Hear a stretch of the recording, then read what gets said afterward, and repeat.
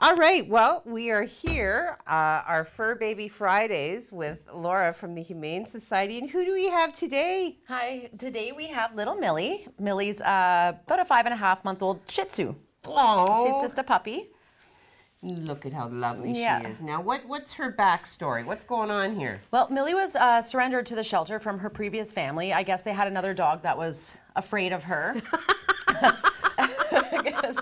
She's terrifying. She's Look at her. terrifying. But then she also does have what's called cherry eye, and she has it in both eyes. Okay, yeah. Which is a bit of an expensive surgery. Okay. Yeah. So now, an expensive surgery. So how will this get repaired, or is this on the new owners? No, we're actually going to get it done before she'll go home. So we'll make Nice. sure that it takes too, because the surgery, it's a tricky surgery because then there's stitches right inside the eyelid. So you have to do a lot of maintenance with it while Sure. it heals to make sure it doesn't pop back out. And what is the recovery period for something like that, approximately? A couple of weeks, Couple 2 of to 3 weeks. weeks. Okay. Yeah. Okay. And then we'll get her spayed too, because she's old enough, so she'll be all ready to go.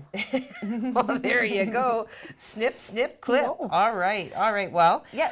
so what you see here is a dog that, albeit potentially terrifying, I guess, seems very, very well-mannered and very calm. She is. She's crate trained. She's housebroken already, which is impressive because the smaller dogs tend to have a bit of a harder time with housebreaking. I mean, Yeah.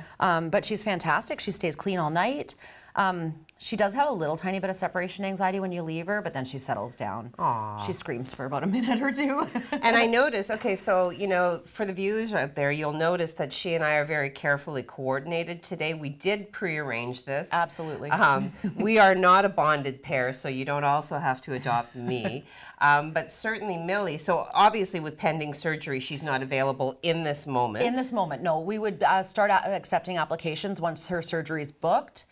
And then she'd be able to go home once she's all healed up. It's, she's a good example of, what we get at the Humane Society. We end up with a lot of animals in need of, pricier surgeries Sure. and things like that. And Sure. just some of the things that we do for the animals in our care.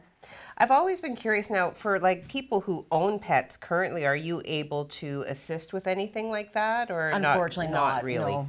Sure. Well, I mean, your resources are stretched pretty thin as Yeah. it is. So, okay. So process then, as we do kind of go over every week in this moment, no in-person visits until you've submitted your application.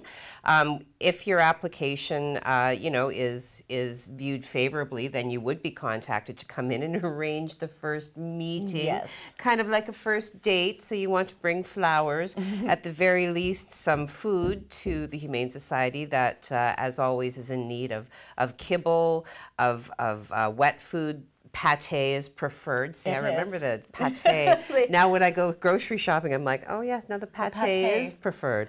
So certainly, yes, you can get the application to adopt online. I do always post my little articles with the hyperlink. You can also go in person. Is it 922 Second Line East? 962 Second Line Very East. close. Right 962. by the dog park. By the dog park, And yes. I mean, for people too who maybe can't permanently have pets in their home but are interested, check out our foster program. We're always in need of fosters for Okay. cats. We're coming into, kitten season. Are we keeping you up? So we've got quite a few cats and kittens that could use foster care. So if you are interested in opening up your home to be a foster parent, that application's also on the website. Which might be a great way to determine your tolerance for a pet, right? If you don't currently Absolutely. have a pet in your home, perhaps consider fostering as a way of, like I said, establishing your aptitude, your willingness to bring a loving little creature into your life. For people who like to travel a lot too, so they don't want to be tied down and want the freedom to travel, they foster. Okay. So then when they're home, they can foster and then, still have their lifestyle that they're used to. And certainly a great way to contribute. Absolutely. So if you can't bring food, then certainly you could consider the fostering option. So what else must we know about this wee little girl? She's just perfect. She'd be good in any home. She doesn't seem to have any behavioral issues aside from that mild, it's really mild, the separation anxiety. Yeah. It's because she's still a puppy, right? So she's still I mean, learning. arguably all dogs have separation Oh, anxiety. sure. Like they just, Yep. they love purely, and with their whole, you stop looking at me like that. No, no, not even a small dog. No, not even a small dog. No. Oh. She was actually a sweet little girl in the car, too. She was good in the car. You're very nice. Some little dogs, I find, they want to sit on your lap and kind of help you drive, but she sat right beside me. Every once in a while, I got a paw, like reminder that here I am. I'm here. Aw, okay.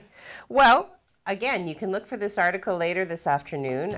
If you're viewing this after the fact, go and look on today's date, which is Friday, June 25th. Find the article on the hyperlinks. And, you know, consider taking this lovely little girl into your home because she is dynamite and, you know, wouldn't take up too much room. No. All right. Well, Laura, as always, such a pleasure. And Millie, thank you for being delightful. I have a cat named Millie, and she's bigger than you. There you go, a little perspective, a little context. So as always, Heidi Ivany here with Laura from the Humane Society on behalf of Sue Online on TV. You have a great weekend.